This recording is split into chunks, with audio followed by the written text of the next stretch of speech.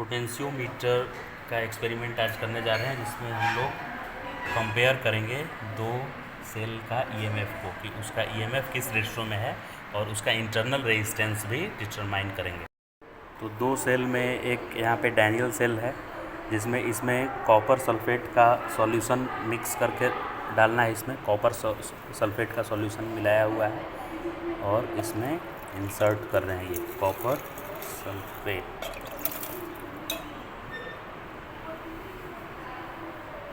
फिर इसमें zinc sulphate का सॉल्यूशन मिक्स करेंगे। ऑलरेडी मैंने बना रखा है यहाँ 250 ml वाटर में 60 ग्राम लिया है मैंने जिंक सल्फेट और 250 ml वाटर लिया है।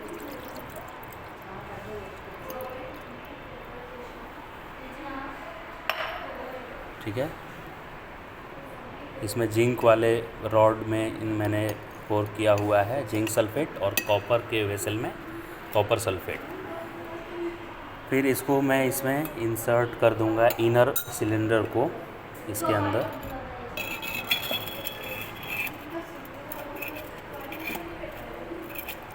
तो डैनियल सेल तैयार हो गया है मेरा। लैग्रांज सेल इसके अंदर है, जिसमें फिर अमोनियम क्लोराइड 100 ग्राम लेंगे और 500 मिलीलीटर वाटर में मिलाकर और सॉल्यूशन तैयार करेंगे डिस्टिल वाटर में। नहीं है तो आप ऐसे भी क्लीन अगर वाटर है तो ये ले सकते हैं, आरओ का पानी ले सकते हैं। और सॉल्यूशन बनाकर और इसमें डालना है इसके अंदर 500 ml। अमोनियम क्लोराइड का सॉल्यूशन तैयार हो चुका है। अब इसको इसमें 500 ml है ये।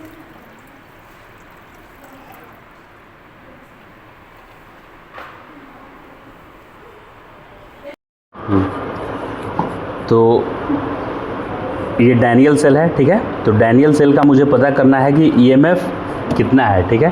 कंपेयर एक्चुअली करना है डैनियल सेल और लैग्रांज सेल का ईएमएफ का कंपेयर करना है।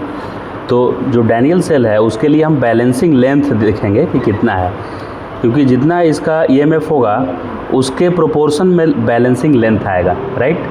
तो पहले कनेक्शन सीखते हैं कैसे करना है।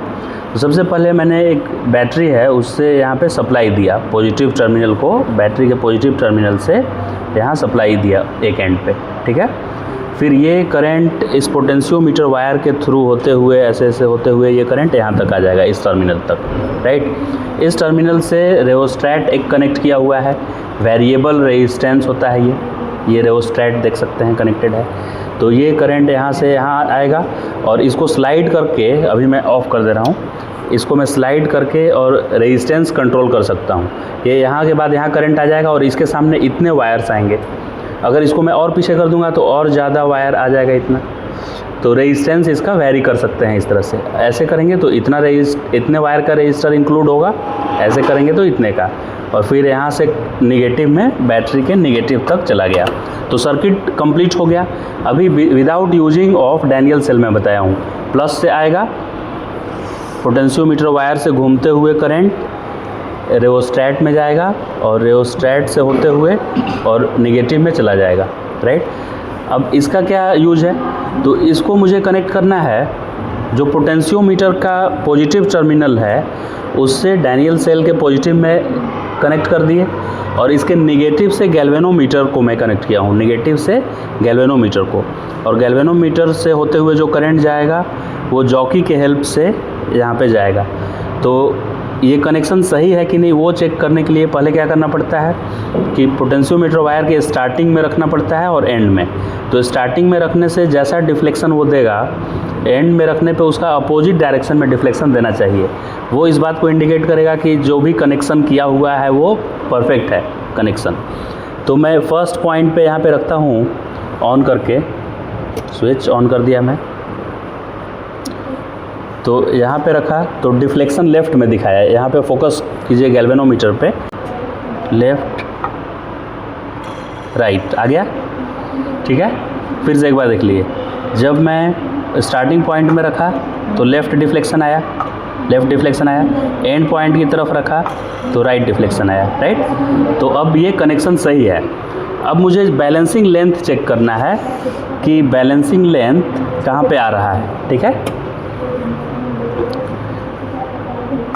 लेफ्ट राइट, सही है। तो इसको मूव कराएंगे पोटेंशियोमीटर वायर के ऊपर और बैलेंसिंग लेंथ देखेंगे। अभी भी डिफ्लेक्शन है, स्टार्टिंग से करते हैं, डिफ्लेक्शन है, अभी भी है डिफ्लेक्शन, और थोड़ा ज़्यादा रेजिस्टेंस पे जाते हैं, यहाँ अभी भी है, अब है डिफ्लेक्शन, लेफ़्ट से राइट आ गया, यानी बीच में और इधर होगा। हाँ, और देखिए मिलेगा पीछे जाने पे नल पॉइंट मिल रहा है, मिल गया। अब लगभग एक जगह कहीं मिले, यहाँ इधर रखने पे आया लेफ़्ट, इधर रखने पे भी लेफ़्ट आ रहा है, एक नल, हाँ इधर कहीं है, यस ये रहा, ठीक है, मिल गया अब नल पॉइंट। तो यहाँ पे रखने पे ज़ीरो डिफ्लेक्शन है गैल्वेनोमीटर में। तो इसके कॉरेस्पॉन्डिंग लेंथ देखेंगे कितना है।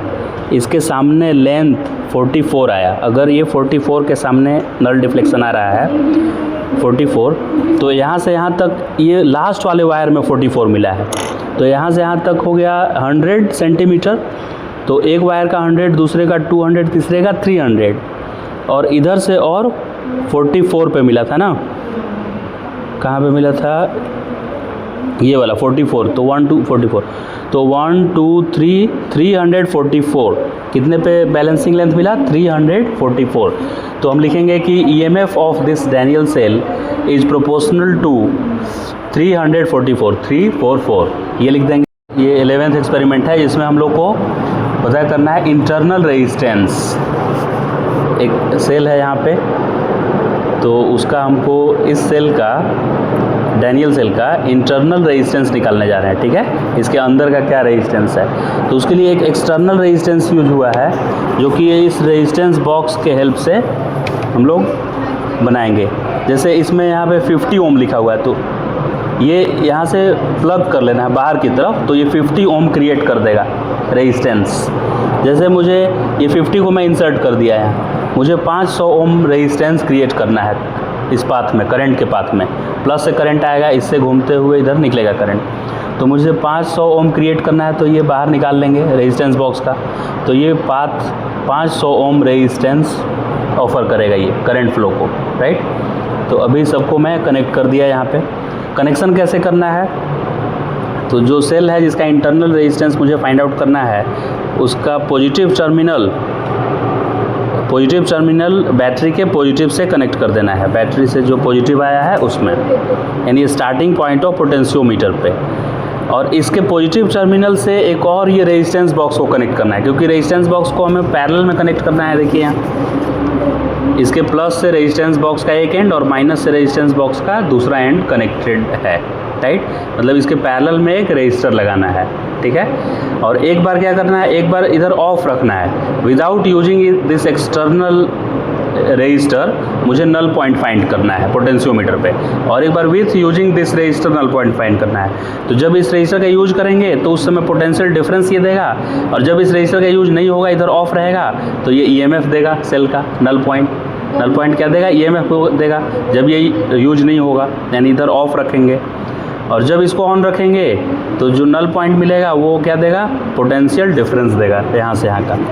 तो निगेटिव से इसके रास्ते में, निगेटिव से एंड पॉइंट कनेक्ट कर दिए रेजिस्टेंस बॉक्स का, और पॉजिटिव से स्टार्टिंग पॉइंट, राइट। अब इसको मैं शुरू में ऑफ रखूँगा, इसको मैं रख दिया ऑफ मतलब ये कुछ यूज में नहीं हो रहा है, रेजिस्टेंस बॉक्स किसी यूज में नहीं है, स्विच ऑफ है। तो जब स्विच ऑफ है और तब मैं नल पॉइंट फाइंड करने की कोशिश करूँगा, तो वो मुझे इसका EMF देगा, राइट। तो स्विच ऑफ जब है उस समय नल पॉइंट देखिए फाइंड आउट करते हैं। स्विच ऑन कर दिया मैंने यहाँ, और नल पॉइंट मुझे फाइंड आउट करना है इसका।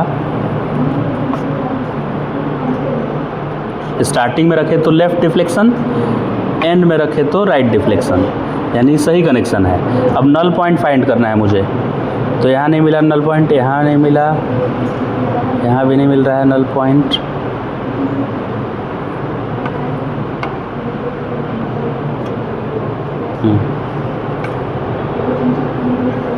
हाँ इधर मिल रहा है, देखिए अब वहाँ गैल्वेनोमीटर में जाइए तो 0 दिखाया ना, नल पॉइंट दिखाया, और उसके कॉरेस्पॉन्डिंग लेंथ यहाँ, लेंथ उसके कॉरेस्पॉन्डिंग देखिए कितना है, 71 के आसपास है। 71 के पास गैल्वेनोमीटर में 0 डिफ्लेक्शन है, ठीक है।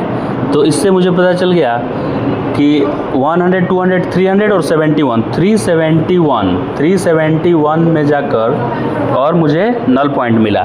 तो EMF प्रोपोर्शनल टू 371 हुआ, यानी L1 का वैल्यू क्या हो गया, 371। अब L2 दूसरा नल पॉइंट फाइंड करने के लिए इसको यूज में लेंगे हम, तो रेजिस्टेंस बॉक्स का कनेक्शन कर देते हैं, कनेक्शन है। अब हम लोग को नल पॉइंट ढूंढना है कि ये 50 ओम जब इसके पैरेलल में कनेक्ट करके रखे हैं, इसके सेल के पैरेलल में, तो नल पॉइंट कहाँ पे मिल रहा है वो ढूंढना है। इधर नहीं मिला नल पॉइंट, यहाँ नहीं मिल रहा है, इधर राइट हो जा रहा है, तो इन दोनों के बीच कहीं होगा, इन दोनों के बीच, इधर से राइट हो जा रहा है, यहाँ से,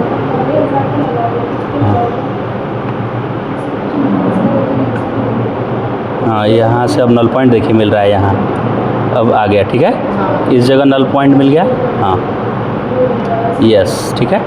तो इसके सामने 9 है लिखा हुआ, देखिए 9 है ना, और पहले ही वायर में मिल गया है मुझे, पहले ही वायर में। तो यहाँ से यहाँ तक क्या है, इधर से 91 है, क्योंकि वायर यहाँ से शुरू हो रहा है ना, तो यहाँ से घूमते घूमते घूमते घूमते यहाँ तक मुझे मिला है। तो 91 मीटर में मुझे बैलेंसिंग लेंथ मिला। तो L2 का वैल्यू क्या लेंगे, 91, और ये रेजिस्टेंस कितना मैंने लगाया था, 50। तो इस फॉर्मूला में रेजिस्टेंस का वैल्यू 50 ले लेंगे, और L1 लेंथ यूज कर जब नहीं किए थे हम रेजिस्टेंस बॉक्स को तब, और बैलेंसिंग लेंथ, और जब यूज किए तब बैलेंसिंग लेंथ। तो इस फॉर्मूला का यूज करके और इंटरनल रेजिस्टेंस फाइंड कर सकते हैं। तो